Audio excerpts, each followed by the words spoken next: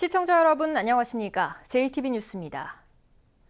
원룸에서 여성을 폭행한 혐의를 받고 있는 국민의당 김광수 의원이 오늘 오전 전주 완산경찰서에 피의자 신분으로 출석해 경찰 조사에서 진실을 밝히겠다고 말했습니다. 김 의원은 국민 여러분께 깊은 사죄를 드린다며 그동안 지방의원과 국회의원으로 일한 20여 년을 반성하고 성찰하는 시간을 갖겠다고 밝혔습니다.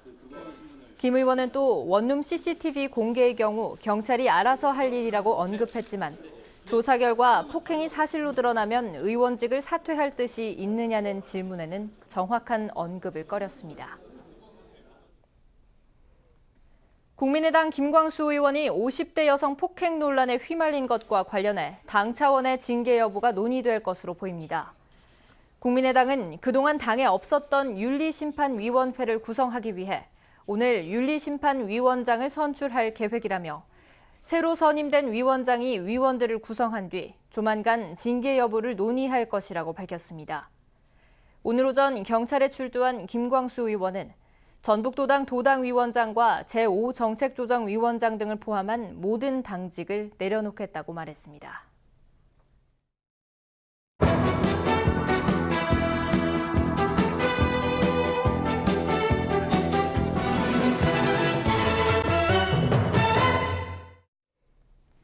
백약이 무효인 듯 저출산 현상에 좀처럼 브레이크가 걸리지 않고 있습니다. 태어나는 아기들이 계속 줄면서 가장 영향을 받고 있는 게 어린이집인데요. 농촌에서는 저출산 고령화를 상징하듯 어린이집을 노인시설로 바꾸려는 시도까지 나타나고 있습니다. 심층 취재 이승환 기자입니다. 고창에 있는 이 어린이집의 현재 인원은 모두 55명. 지난해보다 무려 30명이나 급감했습니다. 누리과정 수동도 일부 영향을 미쳤지만 신생아 자체가 줄고 그나마 있는 아이들도 도시나 읍으로 빠져나가고 있기 때문입니다. 올해는 대기자가 진짜 없어가지고 내년에 더 어려운 상황이 예상되고요. 이런 추세라면 짧게는 3년, 길어봐야 5년 이상 버티기 어려울 것으로 보입니다. 운영자인 사회복지법인은 어린이집을 노인시설로 바꾸는 것을 고민하고 있습니다. 여기서 할 수 있는 것은 뭐 노인시설이라든가 주간보호시설이라든가 이런 노인시설을 전환을 해서 계속 그 시설을 이 사회복지법인을 활용할 수 있는. 실제로 5년 전 1620개였던 도내 어린이집은 100개가 줄었고 정원 대비 수용 인원을 나타내는 정원 충족률은 81%에서 69%로 떨어졌습니다. 순창 지역은 56.8%에 불과해서 정원 10명 가운데 6명도 채우지 못하고 있습니다. 전라북도에서 0세에서 만 5세 사이의 영유아 인구는 지난 2014년 이후 해마다 2,000명씩 줄고 있습니다. 이 아이들이 모두 어린이집에 다닌다고 가정하면 정원 40인 시설이 해마다 50개씩은 문을 닫아야 하는 셈입니다. 정읍에서는 지난 5년 새 105개였던 어린이집이 무려 27군데나 문을 닫았습니다. 정부는 사회복지법인이 운영하는 어린이집에 교사 인건비를 지원하고 있지만 원화가 계속 줄자 이를 받지 못하는 민간과 가정 어린이집은 운영난을 타개할 방법이 없기 때문입니다. 당장 내년에 16.4%나 뛰는 최저임금도 걱정입니다. 지금 78개소인데 제가 볼 때는 여기에서 78개소에서 30%, 한 20군데 넘게는 문을 닫지 않을까. 문제는 이처럼 어린이집이 문을 닫는 현상이 확산될수록 특히 농촌을 중심으로 출산과 보육 환경의 악순환이 심화된다는 겁니다. 그 아이들이 이제 이용할 수 있는 보육시설이나 이런 유치원을 찾아서 좀 더 그 인근 읍이나 이런 도시로 나와야 되고 그러면 그 면 단위는 점점 비어가면서 속빈 강정이 되는 거죠. 속절없는 저출산 고령화를 상징하듯 어린이집을 노인시설로 전환하려는 움직임까지 나오는 상황. 보육 환경, 특히 농촌의 보육 환경에 대한 공공성 강화 방안을 고민해야 할 시점입니다. JTB 뉴스 이승원입니다. 요즘 빈병을 돈으로 바꿔달라는 시민들이 부쩍 늘었습니다. 빈병 보증금이 2배 이상 올랐기 때문인데요. 빈병을 받아야 하는 업주들은 골머리를 앓고 있습니다. 그 이유를 주혜인 기자가 알아봤습니다. 완주에 있는 이 마트는 토요일과 일요일엔 빈병을 받지 않습니다. 한 사람이 바꿀 수 있는 병의 개수도 40개로 제한하고 있습니다. 주말에는 이게 감당이 안 돼서 받을 수가 없어요. 이처럼 조건을 달거나 반환을 거부하면 300만 원 이하의 과태료가 부과됩니다. 업주들은 어쩔 수 없다고 말합니다. 보증금이 오른 뒤 빈병을 가져오는 시민들이 크게 늘어 불편하다는 겁니다. 보관할 만한 장소가 협소하기 때문에 그것도 보관하기도 너무 어렵고. 일일이 병 상태를 확인하고 가격별로 분류해야 하기 때문에 업무가 마비되기도 합니다.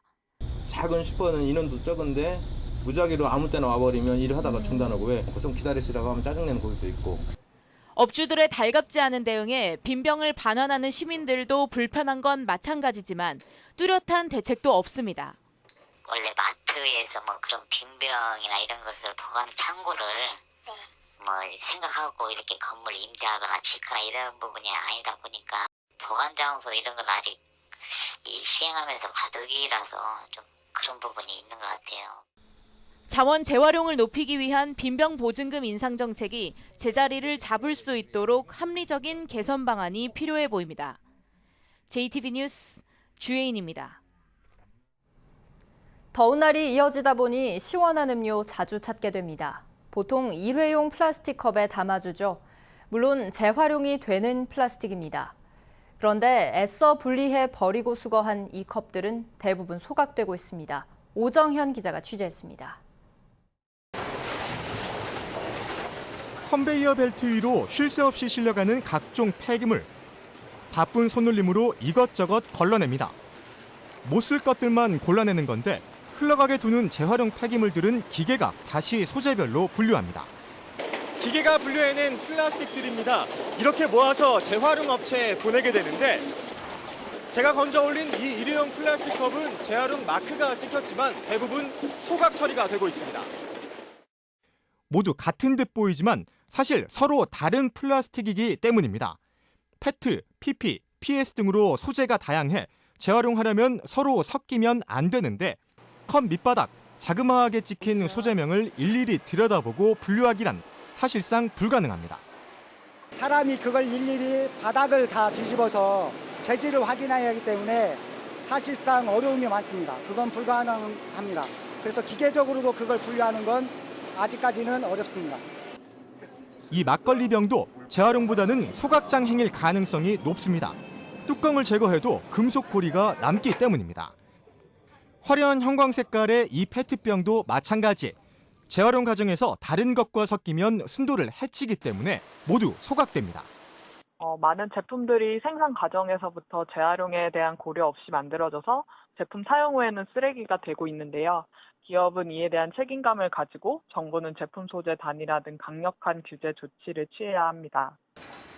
분리 배출된 플라스틱 폐기물은 전북에서만 하루 40톤 가까이 쏟아져 나오는 상황. 이 중 재활용을 통해 다시 태어나는 플라스틱은 20%에 그치는 것으로 추정됩니다. JTB 뉴스 오정현입니다. 중국이 대대적으로 헌옷 수출에 나서면서 한국의 수출길이 크게 좁아졌습니다. 헌옷 수거업체들의 운영난이 심해졌고 전주시는 수거 대행업체를 찾는 데 애를 먹고 있습니다. 권대성 기자입니다. 4년 전부터 전주에 헌옷 수거를 대행하는 업체입니다. 수거한 헌옷을 모두 동남아에 수출해 수익을 남겨왔는데 지난해부터 수출길이 막혔습니다. 중국이 싼 가격에 대대적인 헌옷 수출에 나선 탓입니다. 헌옷 가격은 4, 5년 전 1kg에 800원대까지 치솟았다가 지금은 200원대로 내려앉았습니다. 수거비 지원을 받지 않는 업체 측은 헌옷에 섞여 나오는 일반 쓰레기 처리비까지 떠안다 보니 수거를 할수록 손해본다고 설명합니다. 이미 직원 수가 12명에서 6명으로 줄었습니다. 저희들이 이 사업을 영위해 감에 있어서도 어려운 점이 많고 향후 이 사업이 하향 사업이기 때문에 점진적으로는 더 어려워지지 않을까 그렇게 생각하고 있습니다. 헌옷 수거업체의 운영난에 전주시도 골치가 아파졌습니다. 새로운 수거 대행업체를 선정하려고 2차례나 공개 모집했지만 지원업체가 적어 실패했기 때문입니다. 전주시는 우선 헌옷에 섞여 나오는 쓰레기 처리비를 일부 지원하는 유인책을 내놨습니다.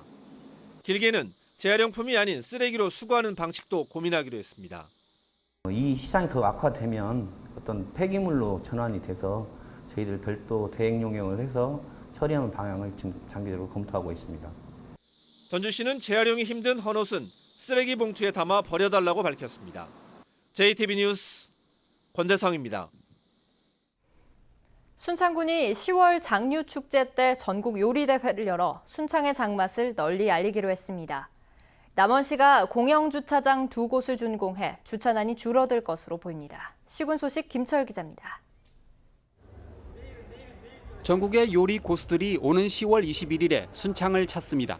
순창군은 10월 장류축제 기간에 제14회 순창 고추장 요리 경연 전국 대회를 연다며 다음 달 20일까지 신청서를 내면 된다고 밝혔습니다.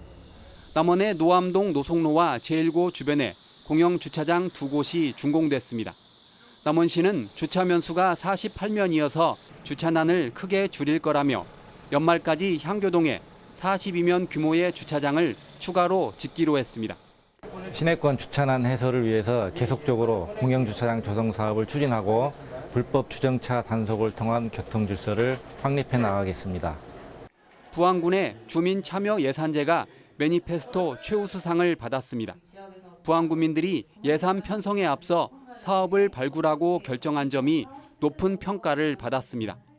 민선 6기 부안군 주민 참여 예산 제도는 주민이 직접 사업 발굴과 예산 편성에 참여하는 제도로 그동안 10억여 원을 주민들이 직접 참여해 반영했습니다. 오는 26일부터 9월 3일까지 열리는 제21회 무주 반딧불 축제를 앞두고 자원봉사자 발대식이 열렸습니다. 자원봉사자들은 친절하고 열정적인 활동으로 9일간의 무주 반딧불 축제를 꼭 성공시키겠다고 다짐했습니다. JTB 뉴스 김철입니다. 2023 세계 잼버리 대회 새만금 유치단이 개최지가 결정되는 아제르바이잔 현지에서 막바지 홍보 활동을 펼치고 있습니다. 세계 잼버리 새만금 유치단은 현지에 새만금 홍보 부스를 설치했으며 내일은 코리아 리셉션 행사를 열어 새만금과 전북을 홍보할 예정입니다. 새만금과 폴란드 그단스크가 경쟁하고 있는 2023 세계 잼버리 개최지는 모레 열리는 세계 스카우트 연맹 총회에서 168개 회원국의 투표로 결정됩니다. 앞으로 자치단체가 도시 기본 계획을 세울 때 목표 인구를 지나치게 부풀리는 행위가 제한됩니다. 국토교통부는 최근 인구 47만의 평택시가 2035년 도시 기본 계획 목표 인구를 120만으로 잡자 최근 5년간 인구 증가율을 고려할 때 실현 가능성이 현저히 떨어진다며 최소한 30만 명 이상 줄이도록 통보했습니다. 국토부는 인구 감소가 뚜렷한 상황에서 과거와 같이 목표 인구를 과다하게 설정하면 개발이 가능한 지역을 불필요하게 확대해서 부작용을 낳을 수 있는 만큼 목표 인구를 적정하게 관리할 계획이라고 밝혔습니다. 익산시가 첫 초고층 주상복합 아파트의 신축을 조건부로 허가했습니다. 익산시는 건축교통심의위원회를 열고 사업시설의 주차장을 늘리고 음식물 쓰레기 보관 용기의 위치를 재검토하는 것을 조건으로 부송동 38층 주상복합 아파트의 신축 사업을 승인했습니다. 하지만 일부 주민들은 여전히 인근 도로의 교통체증 해소 대책이 빠져 있다며 반발하고 있습니다.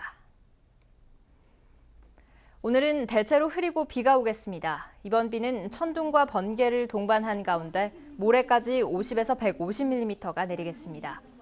곳에 따라서는 시간당 30mm 이상의 강한 비가 예상됩니다. 서해안 지역은 바람이 강하게 불겠습니다. 낮 최고 기온은 전주 26도 등 25도에서 28도 분포로 어제와 비슷하겠습니다. 전주기상지청은 당분간 비 소식이 이어지는 가운데 더위는 한풀 꺾일 것으로 내다봤습니다.